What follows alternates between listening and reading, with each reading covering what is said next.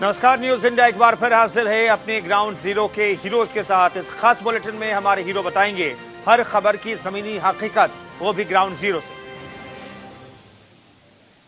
देश के अंदर ओमिक्रॉन का खतरा लगातार बढ़ता जा रहा है और अब इनमें केसेस की संख्या जो है वो 900 के आंकड़े को पार कर गई है। किस तरीके से ओमिक्रॉन फैल रहा है, आखिर कितना खतरनाक है ये ओमिक्रॉन वेरिएंट, इस पर बातचीत करते हैं।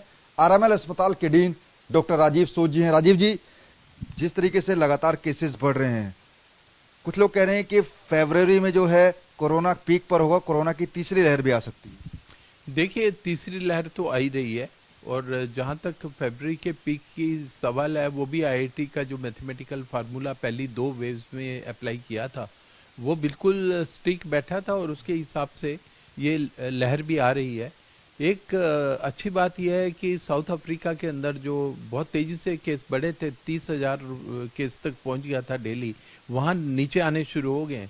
तो ये भी माना गया है कि जब भी लहर तेज़ी से आती है, केसेस तेज़ी से बढ़ते हैं, तो वो कम भी तेज़ी से होते हैं। अब जहाँ तक इसके खतरे की बात है, जिसका बहुत बड़ा खतरा है, उसके 2 कारण हैं। एक कारण है कि ये जो कोरोना वायरस है, इसमें बार बार म्यूटेशन होते हैं। इसके स्पाइक प्रोटीन में 37 म्यूटेशन पाए गए हैं और इन म्यूटेशन के होने से नए नए वेरिएंट्स बनते हैं और ये वेरिएंट ऑफ इंटरेस्ट होते हैं जब ये देखा जाए कि ये फैल रहा है, और दूसरा वेरिएंट्स ऑफ कंसर्न हो जाते हैं जब सिम्टम्स भी आ जाते हैं और ये शरीर को हानि पहुंचाना शुरू कर देते हैं, जान का खतरा हो जाता है। तो इसलिए जब ये बहुत तेज़ी से फैलेगा तो उसके अंदर म्यूटेशंस होने का भी एक ग्राउंड ज़्यादा मिल जाएगा, काफ़ी ज़्यादा लोगों में होगा। और सबसे बड़ी बात है, इंडिया में 40 करोड़ जो हमारे लोग हैं, बच्चे हैं 18 साल से नीचे, उनके अभी वैक्सीन भी नहीं लगा है। वैक्सीन इसको थोड़ा कम करता है, पर हाँ, ये भी देखा गया है कि ब्रेक थ्रू इन्फेक्शंस हो रहे हैं। जिनको वैक्सीन बहुत पहले लगा था उनको भी हो रहे हैं इन्फेक्शन, और जिनको वैक्सीन लगाई ही नहीं है उनको भी हो रही है, और बच्चों को भी खतरा है। तो ये सब चीज़ें देखते हुए ये माना जाएगा कि ओमिक्रॉन का खतरा बढ़ा है। तो बिल्कुल, भले ही देश के अंदर ओमिक्रॉन का खतरा लगातार बढ़ रहा है, केसों में इजाफा हो रहा है, लेकिन अगर कोविड के नियमों का पालन किया जाए तो ओमिक्रॉन से बचाव किया जा सकता है, चाहे उसमें मास्क की बात करें या फिर वैक्सीन की डोज की बात करें। क्योंकि 3 जनवरी से 15 से 18 साल के जो बच्चे हैं उनको भी डोज लगनी शुरू हो जाएगी। तो ऐसे में तमाम जो पेरेंट्स के मन के अंदर कई सवाल खड़े हो रहे हैं, उन सवालों को परे रखते हुए अपने बच्चों को वैक्सीनेशन सेंटर पर जरूर ले जाकर वैक्सीन लगवाए और कोविड के द्वारा बनाए गए तमाम नियमों का पालन किया जाए। इसी से जो है हम ओमिक्रॉन से बच सकते हैं। कैमरा पर्सन मनीष के साथ नमित त्यागी, न्यूज इंडिया, दिल्ली। देश की आर्थिक राजधानी मुंबई में जहां एक तरफ कोरोना और कोरोना के नए वेरिएंट ओमिक्रॉन दुगनी रफ्तार पकड़कर तेजी से पैर पसार रहे हैं, तो वहीं महाराष्ट्र की उद्धव ठाकरे सरकार और देश की सबसे बड़ी महानगरपालिका बीएमसी ने भी अपनी कमर कस ली है। इस वक्त मैं मुंबई के ऐसे ही कोविड सेंटर में मौजूद हूं, जहां पर बीएमसी ने अपनी पूरी तैयारी कर ली है। अब ये जो नया कोविड सेंटर है, ये मुंबई के जो है चुना भट्टी इलाके में जो है इसे तैयार किया गया, जहां पर 1200 बेडों की जो है यहाँ पर व्यवस्था की गई है, जिसमें से 200 के आसपास जो बच्चे हैं बेड होंगे वो बच्चों के लिए जो है आरक्षित किए गए हैं। इसके अलावा देखिए तस्वीरें, जिस तरीके से ऑक्सीजन की किल्लत हमें दूसरी लहर में देखने को ली, उसकी भी पूर्ति जो है यहाँ पर कर ली गई। उसके अलावा ये कोविड सेंटर जो 1200 बेडों को होगा, ये फिलहाल जो है अभी इसमें काम चल रहा है, इसे तैयार किया जा रहा है। कयास लगाया जा रहा है कि कुछ ही दिनों में इसे जो है चालू जो है किया जा सकता है। और जिस तरीके से कोरोना की तीसरी लहर की बात करें तो उसने मुंबई सहित पूरे महाराष्ट्र में दस्तक दे दी है। इस वजह से बीएमसी ने अपनी पूरी कमर कस ली है। देखिए तस्वीरें, इस वक्त जो बेड हैं वो 1200 बेड यहाँ पर उसकी यहाँ पर इंतजामात किए गए हैं। जिस तरीके से कोविड सेंटर पूरा खबरें आई थी कि कोरोना के जब केसेस कम हो रहे थे तो कोविड सेंटर थे वो पूरी तरह से बंद हो गए थे, लेकिन अब जिस तरह से मामले एक बार फिर से तेजी से पैर पसार रहे हैं, तो इस हिसाब से बीएमसी और महाराष्ट्र की उद्धव ठाकरे सरकार ने भी कमर कसी है और 1200 नए बेडों की जो ये कोविड सेंटर है, इसे पूरी तरह से अब बना दिया जाकर बस इसमें थोड़ी सी और जो है काम वो बाकी रह गया, जिसके बाद ये फिर मरीजों के लिए खुल जाएगा। और इसमें जो भी मरीज कोरोना का इलाज करवाना चाहता है या जिनके अंदर कोरोना के सिम्टम होंगे या बच्चों के अंदर सिम्टम होंगे, तो वो आकर यहाँ पर जो है अपना इलाज करवा सकते हैं। न्यूज इंडिया के लिए मुंबई से शुभम पांडे।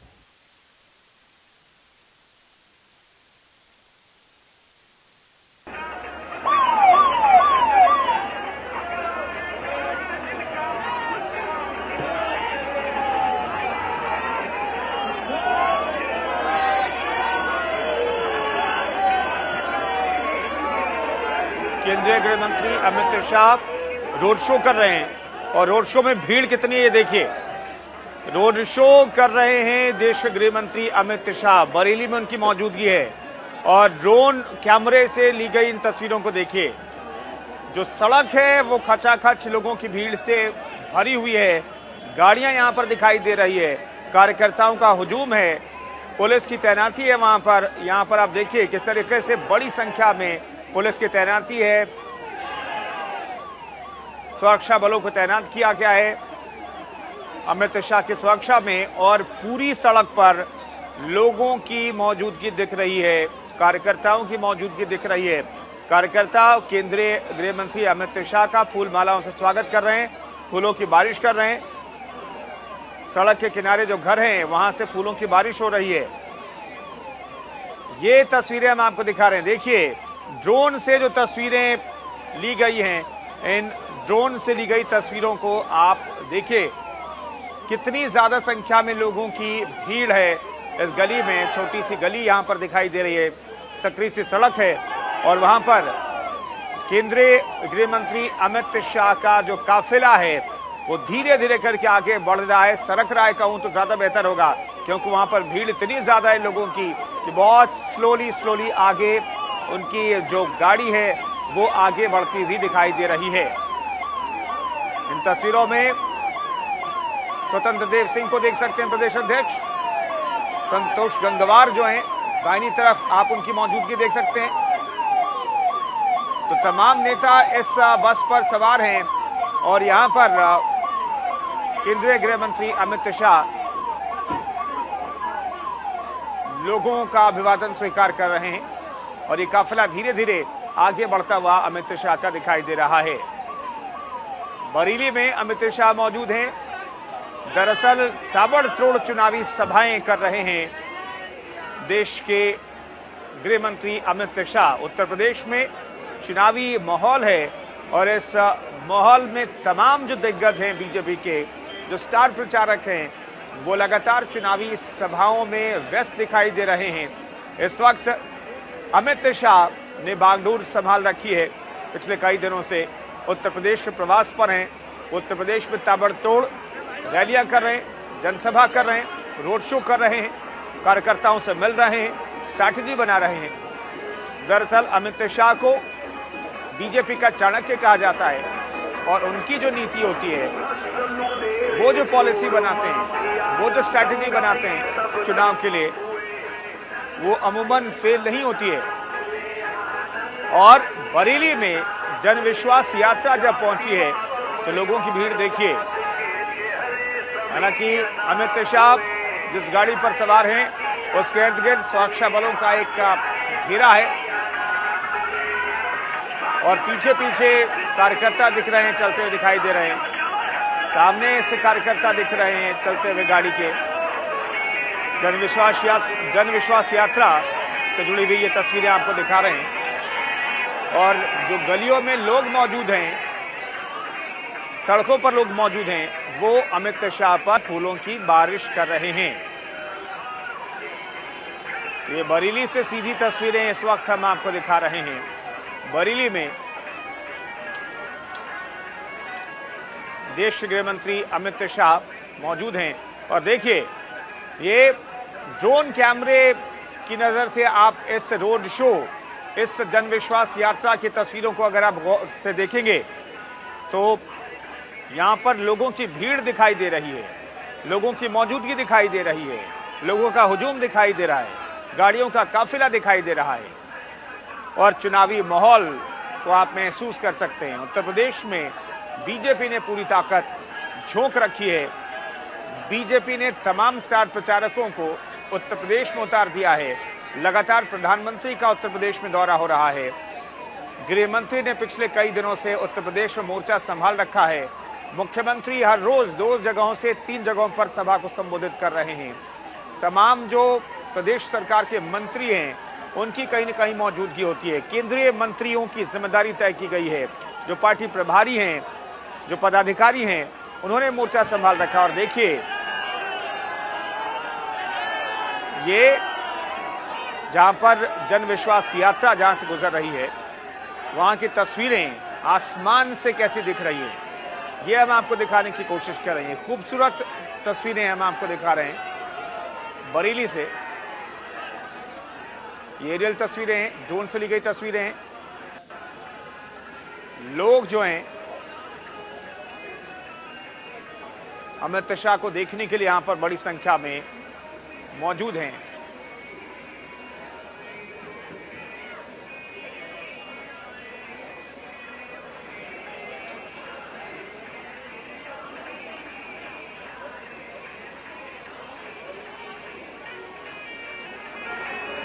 यहाँ पर देखिए लोगों की मौजूदगी भी इन तस्वीरों में आप देख पाएंगे। लोग अपने घरों की छत पर मौजूद हैं, फूलों की बारिश कर रहे हैं। अरुण जायसवाल हमारे सहयोगी इस खबर पर बातचीत करने के लिए फोन लाइन पर मौजूद हैं। अरुण, देश के गृह मंत्री अमित शाह का ये काफिला, ये जन विश्वास यात्रा कहां पर है इस वक्त? मैं इस समय बरेली से बात कर रहा हूं और बरेली की मैं बात करूं तो बरेली में जन सैलाब, मतलब आप ये समझिए कि इस समय बिल्कुल जैसे नदी के अंदर पानी नहीं बहता है ना, बिल्कुल उस तरीके से पब्लिक यहाँ पर मौजूद है और पब्लिक की गिनती यहाँ पर लगाना मुश्किल है। अमित शाह जी अपने रथ पर सवार हो चुके हैं और अमित शाह के पीछे और आगे दोनों तरफ जन सैलाब उमड़ा हुआ है। मतलब लोग सुबह से जो इंतजार कर रहे हैं, नारेबाजी में कोई कमी नहीं है।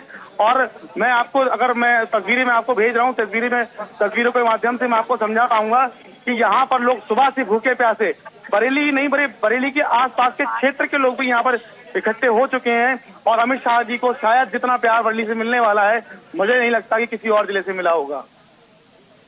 बिल्कुल, तो दो तस्वीरें हम अपने दर्शकों को दिखा रहे हैं।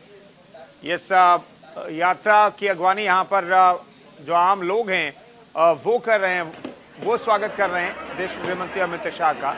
दो तस्वीरें हम अपने दर्शकों को दिखा रहे हैं। यहाँ पर तस्वीरों में देखिए सड़कें जो है खचाखच लोगों की भीड़ से भरी हुई है। और ये कहाँ पर पहुंचे अमित शाह इस वक्त और कितनी दूर तक इसी तरीके से रोड शो चलता रहेगा? मुझे ये रोड शो ऐसा लगता है कि देर रात तक चलेगा, क्योंकि अमित शाह जी जो है बरेली के अंदर ही उनकी नाइट यहाँ पर होने वाली है और सर्किट हाउस चौराहे के अंदर ही यहाँ पर इनका खाने पीने का इंतजाम हुआ है और रात को ये यहीं पर आज इनकी नाइट यहाँ पर होने वाली है। और अमित शाह जी का इंतजार जो लोग सुबह से कर रहे हैं, मतलब फूल बारिश इतनी आप देख सकते हैं कि किस तरीके से आज बरेली के जितने भी फूल के व्यापारी हैं बरेली में, आपको बताना चाहूंगा कि बरेली का एक बाजार है दोचरा बाजार, जहाँ पे फूलों की मंडी लगती है। वहां पर आज आपको 1 किलो भी फूल वहां पर नहीं मिलेगा, क्योंकि सारा का सारा फूल उठकर अमित शाह जी के ऊपर वर्षा हो रही है और पब्लिक जो है हर तरीके से उनका स्वागत कर रही है। और अमित शाह जी इस समय बड़े बाजार, जो बरेली का बाजार जहाँ पे आपने सुना होगा, एक गाना सुना होगा कि झुमका गिरा दे बरेली के बाजार में, उस बाजार से इस समय गुजर रहे हैं और भीड़ इतनी है कि लोग अपनी छतों पर चढ़े हुए हैं और लोग बिल्कुल भी आप देख रहे हैं कि अमित शाह किस तरीके से लोगों का हाथ हिलाकर अभिनंदन कर रहे हैं और लोग भी फूलों की वर्षा कर रहे हैं। सुबह से लोग इंतजार कर रहे थे, लेकिन मैं समझता हूं कि एक भी व्यक्ति अपनी जगह से नहीं हिला है। 20 पॉइंट बरेली के अंदर दिए गए थे कि रैली झुमका चौराहे से स्टार्ट होके और आपके पटेल चौक पे इसका ये जो है एंड होने वाला है, लेकिन मुझे ऐसा लगता है कि ये रैली जो है बहुत देर तक चलेगी। बिल्कुल, झुमका चौक से ये रोड शो शुरू हुआ है और पटेल चौक तक ये जो रोड शो है चलेगा। और इस दौरान बरेली के बाजार में देश के गृह मंत्री अमित शाह की मौजूदगी है। और एरियल तस्वीरें कैसी है, ड्रोन से ली गई तस्वीरें कैसी है, वो हम आपको लगातार दिखा रहे हैं। आप इन तस्वीरों में देखिए बरेली के बाजार में इस वक्त मौजूद हैं देश के गृह मंत्री अमित शाह। उनका फूलों से स्वागत किया जा रहा है, फूल मालाओं से स्वागत किया जा रहा है। लगातार उन पर फूलों की बारिश हो रही है। ये सकरा रास्ता है, सकरी गली जैसी है ये, और यहाँ पर अमित शाह मौजूद हैं और उन पर फूलों की बारिश कर रहे हैं स्थानीय लोग।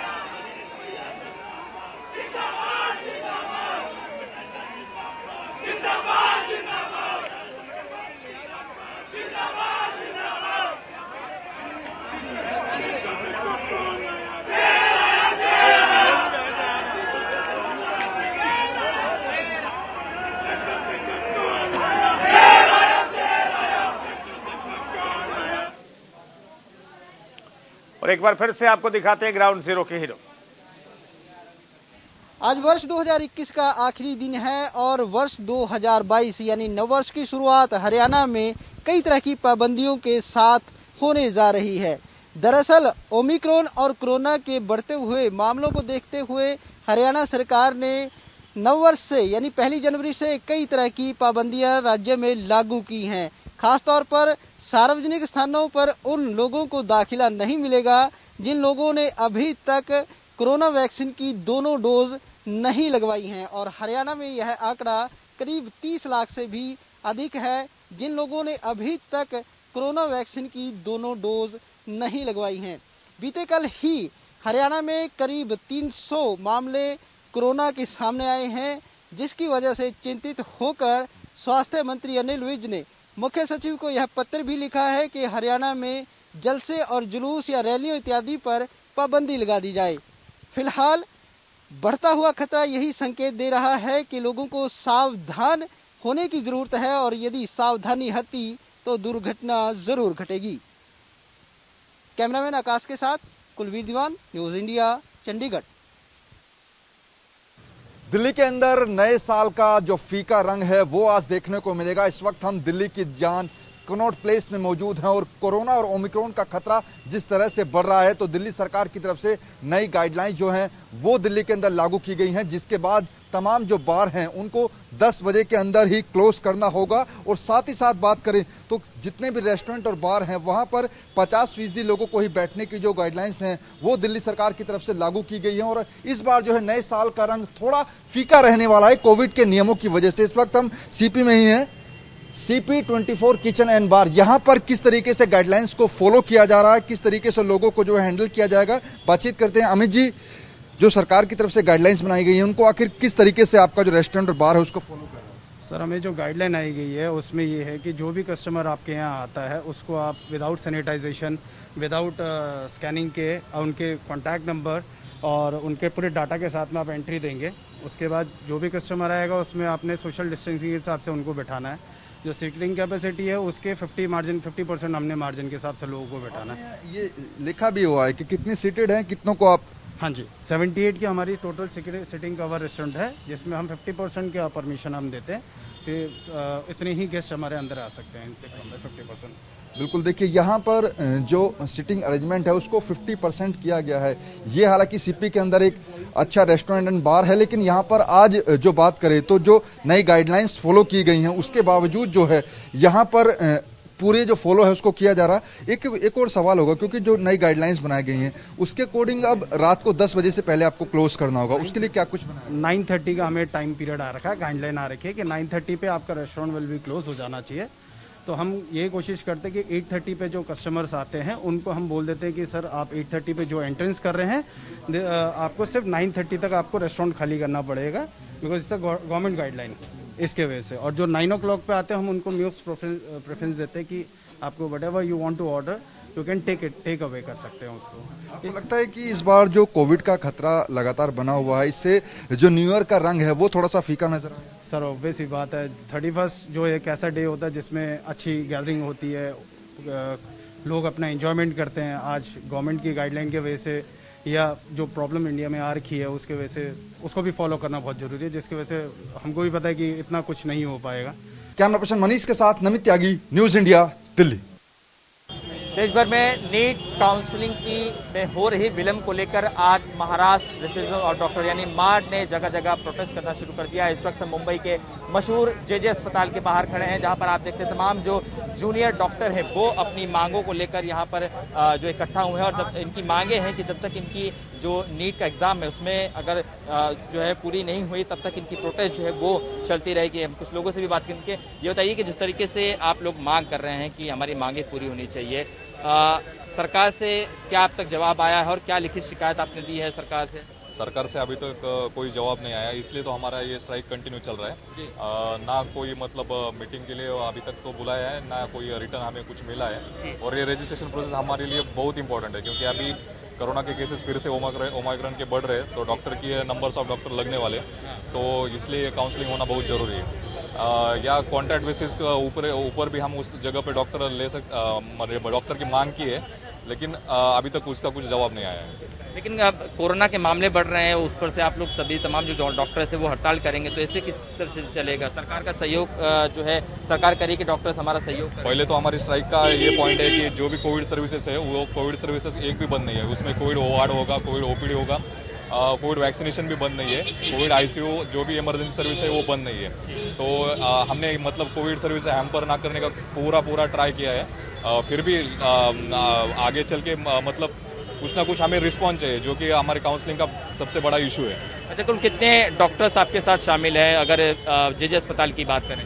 जेजे अस्पताल से 500 से ऊपर डॉक्टर शामिल है और पैन महाराष्ट्र में 5000 से ऊपर डॉक्टर अभी स्ट्राइक पे है। इससे अभी हम लोगों ने कोई इमरजेंसी सर्विसेज इंक्लूड नहीं की है, सिर्फ ओपीडी बेसिस की सर्विसेज बंद की है। तो हमारा कोविड का जो भी सर्विसेज है वो चालू है। अभी थर्ड वेव आ रहा है, तो हमारा यही मानना है कि जल्द से जल्द ज़्यादा डॉक्टर काम में उपलब्ध हो जाए। आप लोग मांग कर रहे हैं कि मांगे हमारी पूरी हो जाए, लेकिन सरकार की तरफ से अभी तक कोई जवाब नहीं आया। नया साल भी आ रहा है, आपको लगता है उम्मीद है नए साल में हो सकता है आपकी मांगे? हमको तो उम्मीद है, इसीलिए हमने स्ट्राइक किया है कि हमको क्योंकि हमको डॉक्टर्स चाहिए। काउंसलिंग प्रोसीजर शुरू होनी चाहिए। ऑलरेडी बहुत डिले हो चुका है इस प्रोसेस में। हमारा ऑलरेडी एक बैच जो है वो आया नहीं है, तो अभी सिर्फ कम लोग हैं जो डॉक्टर्स हैं जो अवेलेबल है कोविड के, इसलिए भी। तो हमारी यही मांग है कि सरकार ने इस पर जवाब भेजना चाहिए कुछ तो। बहुत बहुत धन्यवाद। बिल्कुल, ये थे हमारे साथ तमाम जो जूनियर डॉक्टर हैं मुंबई के जेजे अस्पताल के बाहर। उनका साफ तौर पर कहना है कि जब तक इनकी मांगे पूरी नहीं होंगी तब तक ये अपनी हड़ताल को खत्म नहीं करेंगे। न्यूज इंडिया के लिए मुंबई से शुभम पांडे। व्यवसायी मोहसिन के यहाँ जो रेड थी उसके तमाम अधिकारी अभी निकले हैं। आप देखिए ये वो जो अभी मोहसिन के जो महल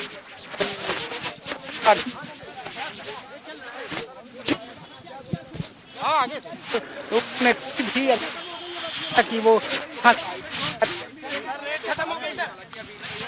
सवेज में लिए हैं। कब तक चलेगी सर? सर कब तक चलेगी ये बता दिए सर। कब तक चलेगी?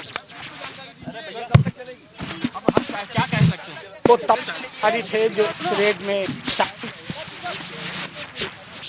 तो रेड चल रही थी, वो फिलहाल अब जो आईटी की जो वो एक बार वापस गई है। क्या ये वापस आएगी या पूछताछ के लिए कुछ और भी अधिकारी आएंगे? ये रेड अभी हालांकि समाप्त बताई जा रही है, लेकिन जो अधिकारी हैं वो इस पूरे मामले पर अभी कुछ भी बोलने को तैयार नहीं है। कैमरामैन राजवीश के साथ नीरज मिश्रा, न्यूज इंडिया, लखनऊ।